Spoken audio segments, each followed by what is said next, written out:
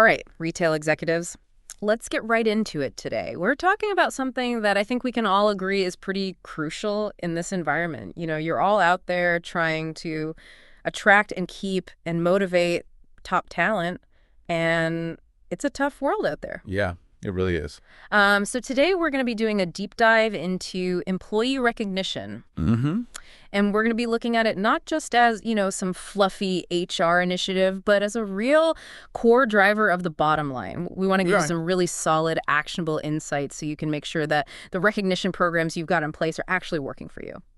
And more importantly, avoiding some of those common mistakes that we see that companies often fall into. Yeah.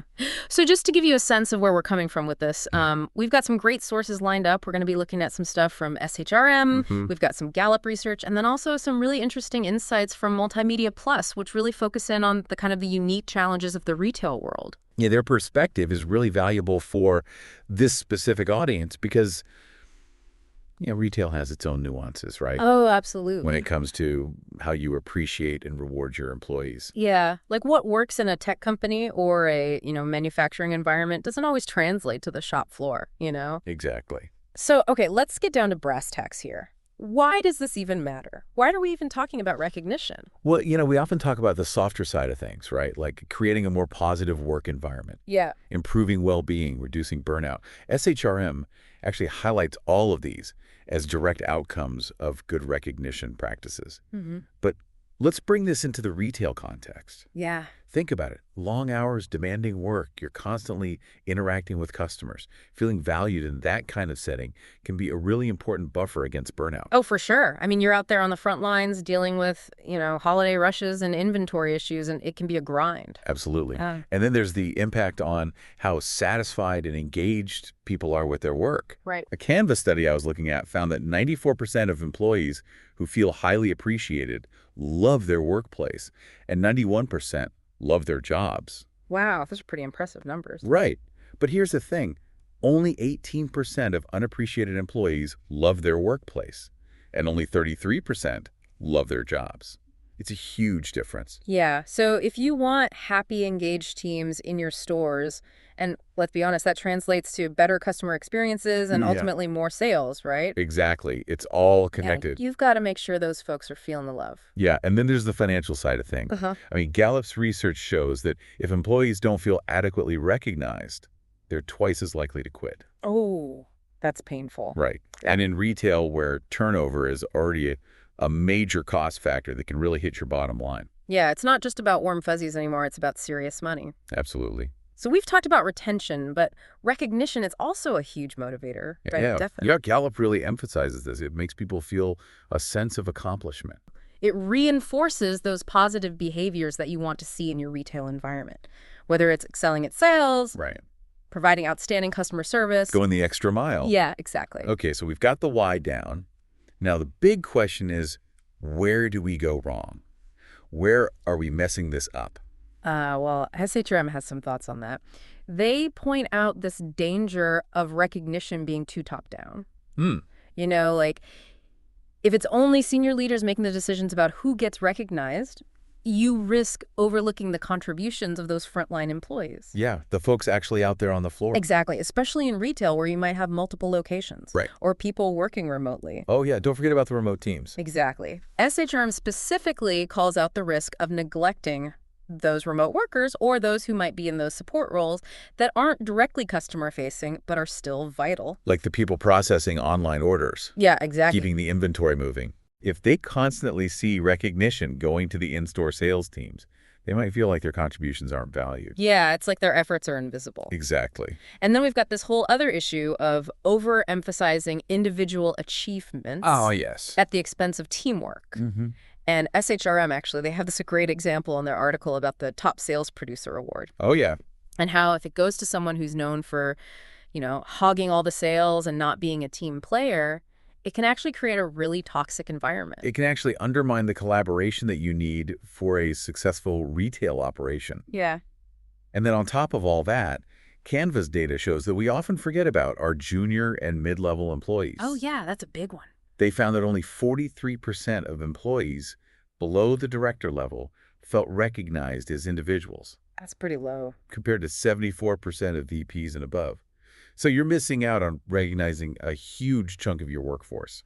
And those are the folks who are often doing the heavy lifting day in and day out. Right. Okay, so we've talked about these kind of traditional pitfalls, but now let's get into the social media age. Yes, the LinkedIn shout-out. Exactly. Multimedia Plus, they've got some really interesting thoughts on this.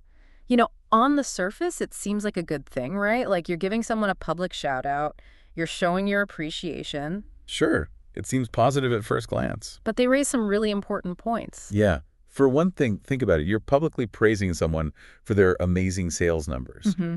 You're basically putting a big target on their back for recruiters. You're like, come and poach our best people. Exactly. You could end up losing your top talent. That's not what we want. No, not at all. And what about all the other employees who don't get that public shout-out?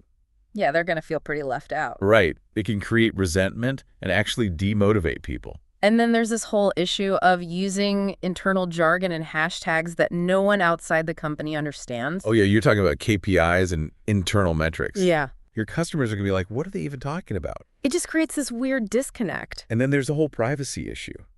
You know, have you even asked your employees if they're okay with having their achievements blasted all over LinkedIn?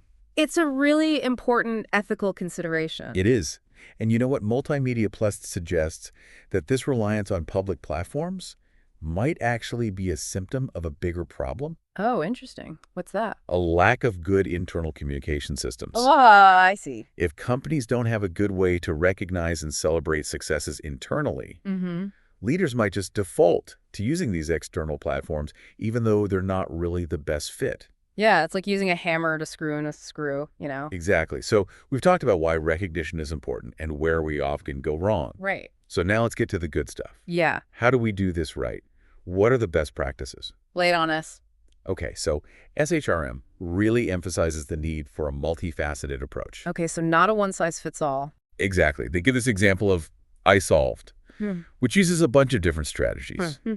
So you might have company-wide programs, maybe some regional competitions. Oh, like a sales challenge. Yeah, exactly. With some really great rewards. But then you also need things happening at the department level. Okay, more localized. Right. That way managers can tailor the recognition to their specific team goals. And the company values. Exactly. Okay, that makes sense. And don't forget about peer-to-peer recognition. Oh, yeah, that's powerful. It is. Letting employees recognize each other can really boost morale and team cohesion. It makes people feel seen by their peers. Exactly. And, you know, Multimedia Plus, they talk about this platform called Insight Posts, which is a great example of how you can facilitate that kind of peer-to-peer recognition. Oh, cool. So it's like an internal social media platform. Kind of. You can nominate colleagues for awards, give them points they can redeem for rewards. Well, I like it. It's a really effective system. All right, so we've got the multifaceted approach. We're getting everyone involved. What else is key? Well, Gallup recommends recognizing employees every 7 days. Every 7 days. Wow, that seems like a lot. I know it sounds like a lot, but it really emphasizes this idea of frequent and timely appreciation. So it's not just like an annual awards ceremony or something. Right. In retail, where things move so fast, you need to be giving feedback and recognition in real time. Okay, so like acknowledging a great customer interaction you just saw. Exactly. Or giving someone praise right after they handle a difficult situation well. It shows that you're paying attention. He does. Now let's talk rewards. Yes, rewards. Everyone loves a good bonus. Of course. Yeah. But SHRM also points out the importance of making those rewards meaningful. Okay, so not just cash. Not always. Think about things that align with your employees' career aspirations, their personal needs. So maybe mentorship opportunities. Yes. Access to training programs. Definitely. Maybe even more flexibility in their schedule if that's possible in a retail setting. Right, or extra break time during those crazy busy seasons. Yeah, things can be really valuable to people. Yeah, it shows that you care about their well-being. Exactly. Yeah. And, you know, sometimes the most meaningful recognition doesn't even cost anything. Oh, really? Yeah, Charlotte Anderson from Canva, she talked about how a sincere thank you, a handwritten note from a manager. Yeah. Those things can go a long way. It's about that personal touch. It is. And this leads us to another really crucial best practice. Okay. Tailoring the recognition to the individual. Oh, that's so important. It is. What motivates one employee might not do anything for another. Yeah, some people love public praise. Right. Others are more introverted. They prefer something more low-key. Exactly. So you need to understand your team's preferences. Like, do they value opportunities for growth? Mm-hmm. Or is work-life balance more important to them? Yeah, and how do you actually figure that out? Like, how do you know what makes your employees tick? Well, Barbara Martell from Alliance Trade, she shared how they use stay interviews to get insights into employee preferences. Oh, that's interesting. Right. And retail leaders can adapt that idea. Yeah. Have regular check-ins with your teams. Mm-hmm. Just ask them what kind of recognition they value most. Simple but effective. And remember, your workforce is diverse, different generations, different roles. Right. So you can't assume everyone wants the same thing. Okay, so we've talked about a lot of different strategies, but it seems like the common thread here is that personal touch. Yeah, it's about making people feel seen and valued.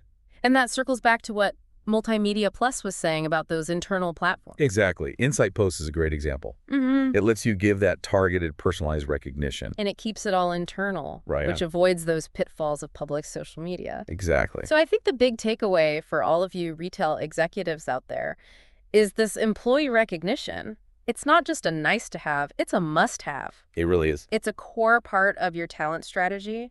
Absolutely. And it has a direct impact on your bottom line. It affects engagement, retention, Mm-hmm. the customer experience you deliver, Mm-hmm. and ultimately the success of your stores and your entire business.